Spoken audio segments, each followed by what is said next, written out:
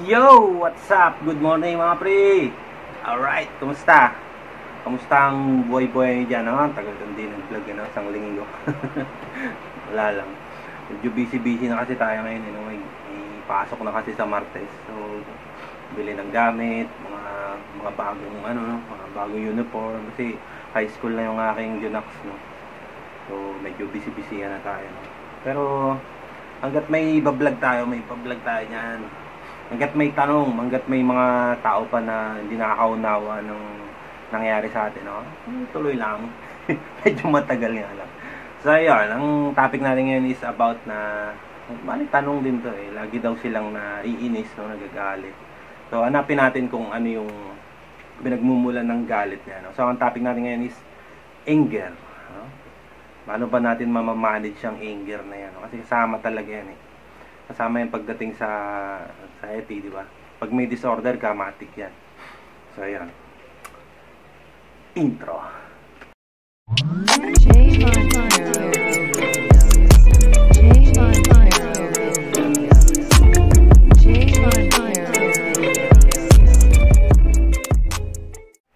So, yun na nga, no, mga pre. Anxiety or anger. Anger plus anxiety. Yan. Anxiety disorder, no? Ang ano kasi dyan is, syempre, anxiousness, no? Pag na-anxious tayo, minsan, parang pakaramdam natin, ito na naman, tapos may automatic na naaakit sa ulo natin, or may something na magti-trigger dun sa pagiging, kasi ang main ano talaga niya is irritable, no? Naging irritable tayo sa nararamdaman natin, no? Gaya sa pag-iisip, oh, ito na naman, wala na to kahapon, ba't bumalik na naman, mga ganyan. Kala mo okay ka na. Kaya marami nag-chat sa akin, Bes, kuya, isang linggo, 2 linggo, okay ako, ba't bumalik na naman, nakakainis, di ba? Doon nalalabas yun, yung mga yun. Pero merong iba naman na, on the spot, nagagalit na kagad sila, no? Naiinis. Parang konting bagay, konting gaya sa sarili nila, minsan sa panglabas, minsan sa mga tao nakapaligid sa kanila, or minsan sa mga aso nga eh. Gaya ko minsan, maiinis ako eh. May tae na naman, or may dumi na naman ng aso kung saan, di? Parang nakakainis. Pero syempre, napairali natin yung present mind natin, no? Na, tumain naman, nagdumi na naman yung aso ko. O syempre, lang naman, bugbugin mo yung aso. Di ba? Lilinisin mo na lang. Wala kang magagawa kasi ganyan naman sila eh, ng ano nila, no? So, yun lang. Sunod natin yung inis or pressure. Kasi pagdating sa pressure naman, yan, dyan nalalabas yung mismong ano ng katawan natin. May iba, may mga high blood, mga ganyan, no? Na high blood sila. Lalabas na yung pressure dyan. Bigla na lang may aakat. Gaya ng mga matatanda, no? Yung matatanda na high blood talaga, no? Kunting ano mo lang is nagagalit na, di ba? So, kumbaga, natural na yun. Kumbaga, kasama na, tapos gagamot lang sila, di ba? So, hindi naman ano yun. Kaya-kaya na nilang kontrolin yun. Sa atin kasi may mga anxiety disorder, no? Wala naman tayong high blood, di ba? Although kung high blood naman tayo, medyo kontrolado natin yun. Gaya ko, no? High blood kasi yung pamilya namin, no? Tapos, syempre, kami, mga ano din, medyo may mababang ano din, no? Kumbaga, mababa yung pasensya, mga ganun-ganun, no? Pero, sa akin kasi, may anxiety, no? Kontrolado ko yan. Walang ano sa akin yan. Nauunawaan ko yung mga bagay na yan, no? Ito, meron lang talagang tumataas na ano ng katawan ko, pero maya-maya kakalma na yan. Dahil, nandun yung, ano ko, yung pag-iisip ko na,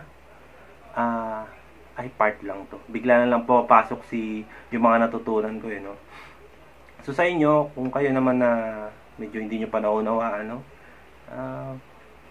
Bandang huli, konti-konti, no? Mauunawaan nyo kung bakit nangyayari, no? Minsan nagagalit kayo kahit wala namang kwenta, di ba? Nagagalit kayo dahil mga simple-simpleng bagay lang. Pero pag nauunawaan nyo na to, no? Na ay, irritable, mga inis, mga ganyan. Kasama rin talaga yan sa ano, no? Pero ang pinaka-main ano talaga niyan is ano siya, wait lang. So yun, naputol tayo, no? Medyo nadidistract ako.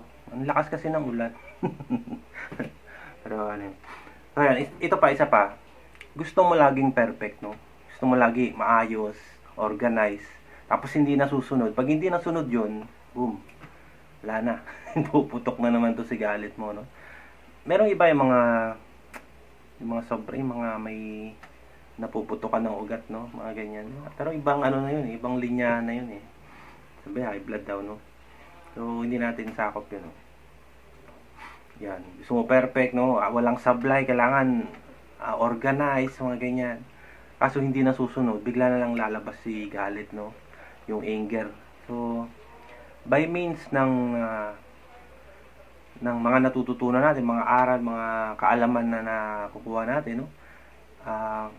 Kailangan nating ma-practice yun, yung ganung mga aral, no? Kasi sa ating may mga anxiety disorder, ano yan eh, kumbaga open na open tayo sa ganyan eh, mga simpleng bagay, kainisan mo na, kahit walang kwentang bagay.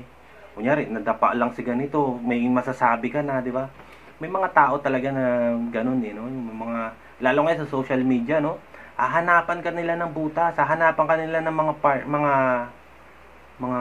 tawag dito, mga mali sa'yo.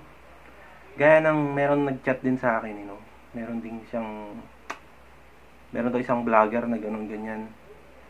Huwag mo na intindihin yun. Intindihin mo yung sarili mo. Kung paano ka makalabas yan, huwag mo intindihin yun. Gaya nung sa iba, no? Minsan sinasabi nila na si ganito daw, ganun ganyan. Mahalaga pa ba yun? Hindi na yun. Intindihin mo yung sarili mo. Kung paano ka matututo, makakalabas dyan, or ma-overcome mo lahat ng mga simptomas na yan. Kasi kung hinahanap mo yung mali niya, wala na yun, labas na yun. Wala na yun sa ano, wala na sa healing journey mo yun, wala na sa, labas na yun sa kung ano man yung hinahanap mo, no? Kung hinahanap mo yung mali, eh, wala na tayong ano, meron ko talagang taong ganun. Yun nga, sinasabi ko sa social media, di ba? Sumayaw to si ganito, hahanapin nila kung ano yung mga mali, tapos sila yung mapag-uusapan. Ganoon na kasi ngayon eh, no? Gaya ko, no? Bago ako nagsimula mag-vlog, bago ako nagsimula mag ganito, no? Isip ko muna, baka naman i-bash lang ako or hanapin nila yung mga mali-mali ko, no? Isip ko, bahala na sila. Basta ako, ang gusto ko lang sa inyo, no? Yung mga natutunan ko, mga aral na nalaman ko, no? May share ko sa inyo, no? Kung paano ako naging ganito, kung paano ako naging maayos na ngayon, okay na. Meron mga kaunting mga simptomas, mga no? Pero baliwala na sa akin, no? Kasi alam ko yung pakaramdam nyo, alam ko yung pinagdadaanan nyo ngayon, no? Kung gaano kahirap yan. Dahil dumaan ako sa ganyan na halos wala na, akala ko wala ng pag-asa, no? So nandito na ako ngayon, no? Sa dami ng 200 plus na yata yung video ko dyan, no? So yun lang, parang magkaroon lang kayo ng knowledge, no? Yan lang naman ang purpose ko eh. Yung mga kita-kita na ganyan. Di ba? Although meron naman, yun, na monetize na nga tayo, pero hindi naman siya eh.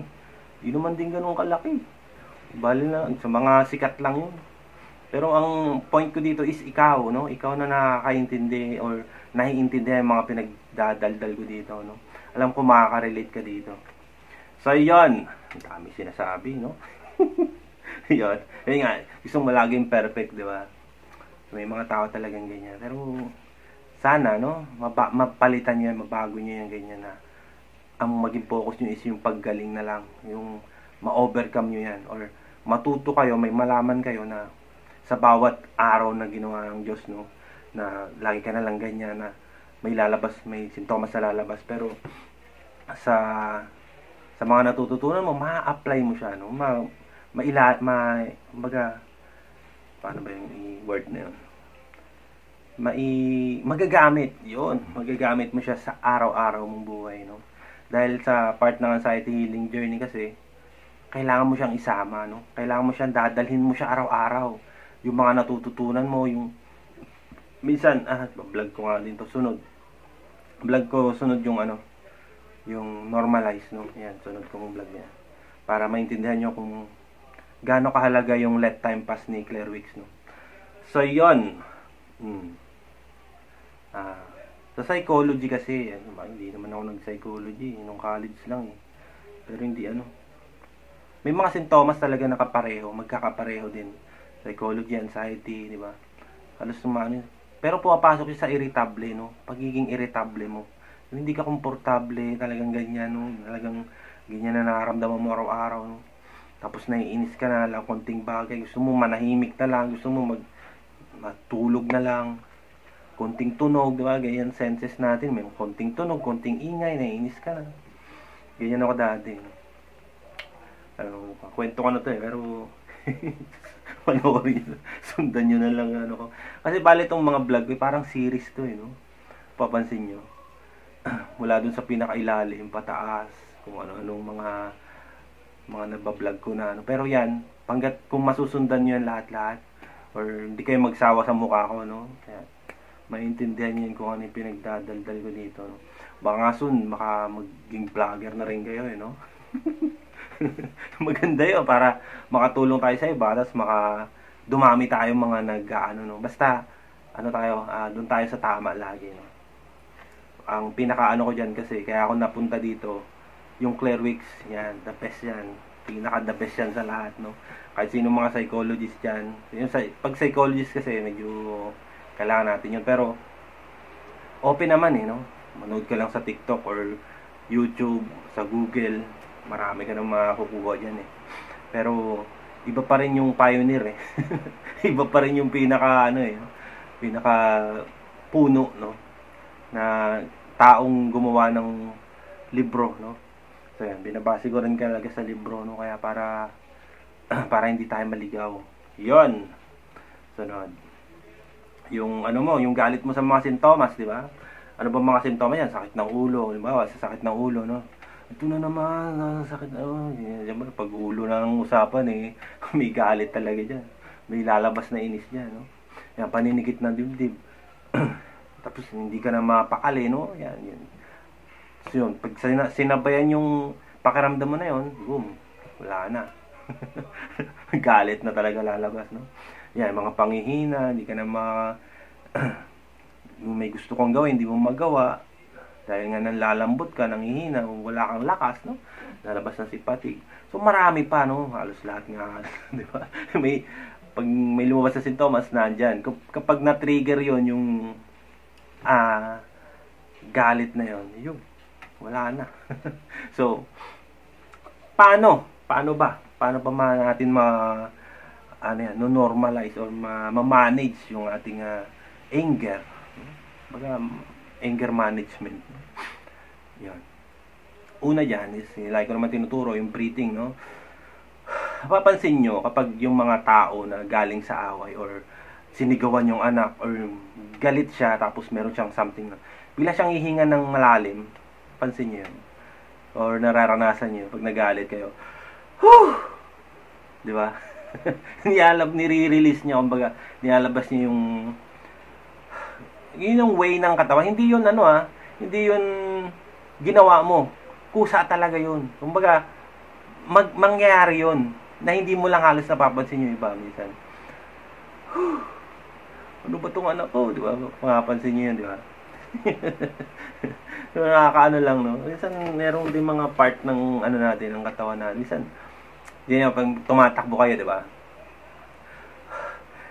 Hinihingal kayo, di ba? Meron kayong isang meron kayong isang hinga doon na napakalakas.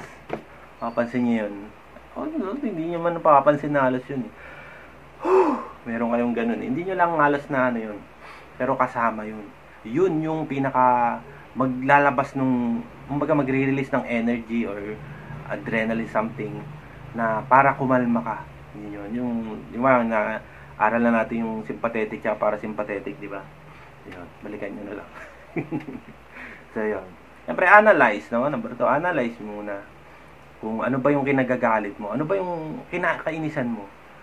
Wala na bang pag-asa yun? Wala na bang solusyon doon? Hindi na ba, yun? Wala na bang pag-asa yun para maayos, para maging okay? Di ba? Ganun kasi nangyayari. Minsan, meron tayong mga inis na akala natin, last na yun, no? Pero hindi. Lilipas yun, kapatid. Yung mga galit na, gaya nung iba, no? Minsan, ilang taon na silang magkaaway, magkapamilya, no? Minsan mga anak, kapatid, mga ganyan. Ilang taon na magkaaway, di ba? Kasi nga, wala silang closure, wala silang pag-uusap. So, hanggat hindi sila nag-uusap, hanggat hindi sila nagpapatawaran, no? Nandyan yung galit. May inis at may inis ka. Pero pag nakaharap mo na siya, mag-iiyakan pa yan. Di ba? Sa mga, ano yun, mga movie o telenovela, di ba? Nagpapatawaran, mga ganyan, di ba? Sunod, exercise, no? Napakalaga niya exercise, kapatid, no? Kasi, yan na naglalabas talaga ng ano, no? Ganyan sinabi ko, no? Yung sa hingal. Merong isang hinga dyan na halos di mo mapapansin na yun yung talaga mag-re-release ng ano, hindi man isang beses, dalawang beses, di ba? Yon. Kasi science na to eh. Ito, endorphin. Nagre-release ka kasi nun eh. Para mai-release mo yung something na nagpapagalit sa'yo. No? Something na yung trigger, no? Yung nagpapa-trigger dun sa ano mo. Yun, kailangan mo mailabas yun, no? Ano to eh? Hormones eh, no? Endorphin. So, yun. Ito yung last. Hindi mawawala yung galit mo kung galit ka sa sarili mo. Ayan. Yan yung pinaka-last. Kasi, kung patuloy ka, no, sa ganyang ginagawa mo, no, patuloy ka pa rin na wala kang ginagawa hakbang, wala kang tinutuklas, wala kang inuunawa, nood ka lang nanood. Oo, nanood ka. Nag-search ka. Pero hindi siya pumapasok, no? Hindi mo mauunawaan yun. Mahirap kapag hindi mo siya, nanonood ka, okay. Pero hindi pumapasok sa utak mo, hindi nag-i-store. Yung sinasabi ko nga dati, no? Ang dami mong alam, ang dami mong naunawaan mo nari, ang dami mong napanood. Ilang video na napanood mo, pero yung pumapasok sa utak mo is wala. Ay, wala yun. Lumatagos lang sa tenga mo. Wala. Kaya ako dati, alam ko may kahinaan ako sa ganyan, kapatid. May kahinaan ako pagdating sa mga pang-una. Pag pinabasa ko, nanonood ako, no? Nai-enjoy ako manood, pero hindi ko matandaan yung iba. Kaya ginagawa ko, sinusulat ko. Napakalaga niyan. Journaling. Magsulat lang kayo. Tingnan nyo tong notebook ko. Halos puno na to eh. Ayan. Puro sulat yan. Puro sulat ng... Wala lang. Susulat lang ako. Sabi, sinashare ko sa inyo, no? Kasi nga, hindi rin ako ganun ka matandain, no? Hindi rin ako I mean, yung memory ko is, ano din, no? Hindi naman ganun ka kalakas, no? So, yon. Kung may galit ka sa sarili mo, diyan na magsisimula yan. Diyan na mag-ano yan. Gaya na sa simptomas, di ba? Galit ka dun sa naramdaman mong yun. Magsisimula talaga yan. Kaya ang napakalaga dun, para maunawa mo is, intindihin mo or mag-search ka o maghanap ka ng solusyon. Tsaka dapat maunawaan mo kung ano yung nangyayari sa'yo. Kaya ito yung ginagawa ko. Sa pinakamababaw na paliwanag, di ba? Kailangan natin yun kasi bakit ka nga naman galit sa sarili mo? Gagalit ka sa sarili mo dahil dyan sa mga simptomas na yan. Dahil sa pagiging irritable mo, sa kaguluhan ng isip mo, lagi na lang ito, ganyan. Bakit ba? Bakit ba nangyayari ito sa akin? Ano bang pinagmumulan nito? Yun ang inano ko sa inyo. Kaya yun yung binablog ko. No? Check nyo yung kay Claire Wicks dyan, paakyat. Yung 4.0 yata, paakyat. Puro Claire Wicks yan. Or kung gusto nyo marinig si Claire Wicks, mismo nagsasalita, meron din ako dyan. So, check nyo lang din yung ano ko, yung page ko sa Facebook. Wala namang follower yun eh. Parang ilan lang yung follower nun eh. Pero nandun yung video ni Claire Wicks, no? 19 part yun eh. Yung freeing yourself from anxiety and fear. Pag nasundan nyo, maintindihan nyo kung ano yung pinagmulan hanggang sa ngayon, no? Kung ano yan. Ano ba yung anxiety? Ano yung nangyayari sa katawan natin, no? So, yun. Tapos na. So, yun ang topic natin ngayon, no? Yung anger, tsaka anxiety, no? Talagang, ang galit kasi is, natural naman sa katawan natin. Nangyayari talaga yan. Lumalabas talaga yan, no? Pero ang ano dyan is, dahil may anxiety disorder tayo, no? Merong mga bagay na hindi talaga natin makontrol, no? Merong mga bagay na bigla lang siya lumalabas kahit wala naman, di ba? Minsan ganun eh. Kunting bagay, iniisip mo na, naiinis ka na. Lalo na pag future, anxiety future. Minsan, sa pag-depression, di ba? Yung mga nakaraan pa, pilit pa rin tumatakbo sa utak mo yung mga nakaraan, nakalipas na, no? Ang the best dyan is stay in present, no, kapatid. Dito ka lang. Dito ka sa mundo natin, no? Dito ka sa mundo yun. Dito ka sa present moment mo, no? Dito sa kasalukuyan, no? Although makapag-isip ka naman ng future, pero yung good lang, yung mga okay lang, wag yung mga negative, no? Dahil ang anxiety, kaya niyang gawing negative yung mga future mo. Gawin niyang negative yung mangyayari o yung iniisip mo. Kaya niyang baliin lahat yan. Ang mananatili lang talaga sa'yo is yung kaalaman mo, yung tamang kaalaman na dapat meron ka, no? Yan yung mga binabahagi sa inyo. So, yun. Tapos na. So, yun. Hiling ko lang, no? Mag-comment kayo kung ano yung mga ano yung nagpapagalit sa inyo. Gusto ko rin malaman kung ano yung mga bagay na mabilis kayo natitrigger sa galit, no? Ito, iba naman. Ito, panglahatan kasi ito, no? Panglahatan yung galit, no? Lalo na sa mga datihan pa. Yung iba, nasanay na lang. Yung iba naman, mga baguhan pa sa anxiety, no? Talagang merong ganyan talagang nangyayari, no? Pero, tulungan nyo lang din yung sarili nyo, mga kapatid, no? Para makalabas na kayo, ma-overcome nyo na siya, no? So, yun lang. Maraming salamat mga pre. Sana may nag-guess kayo kahit kaunti sa ating vlog ngayon, no? Medyo matagal ako mag-vlog. Lingguhan. Pero, andito lang naman ako, no? Kung anytime na gusto nyo naman kausap, no? Nagbablog ako na ganito lang, parang pre-talk siya, no? Walang puto, walang ano, mayroong mang konti-konting putol, pero kung ano lang tumakbo sa utak ko, no? Yun na kasi ang ano ko eh, way ko kung paano ako mag-vlog, no? Kaya parang practice na rin to, no? Kahit mag-usap tayo maghapon, okay lang. Basta ano lang, may time tayo sa ganyan, no? Tanong-tanong lang din kayo, no? Pero kasi yung mga tanong na parang ano na eh, no? Hindi ko sinasagot eh. Merong mga tanong na medyo personal na. Merong mga tanong dyan. Sir Jen, mayaman po ba kayo? Anong klase? Di ba? Mayaman siguro kayo. Tapos, ano yung motor nyo? Ganun ba? Medyo malayo na sa ano yan eh. Pero, ano yan, siguro, curious, no? Ako po isang isang hamak na tatay, no? Tatay ng isang batang makulit, no? Okay, nagbabantay lang, dalawa lang kami, no? Kaya medyo malungkot, no? Pero sana nga pagdating ng hindi naman malungkot, no? Masaya tayo dahil meron tayong natutulungan. Ang layo, no? So, maraming salamat mga pre. Sana may nag-guess kayo kahit kaunti sa ating medyo lang talaga, no? Medyo lang tayo mag-vlog ngayon. Yan, sana may nag-gets kayo kahit kaunti sa ating vlog. Maraming salamat. Adios.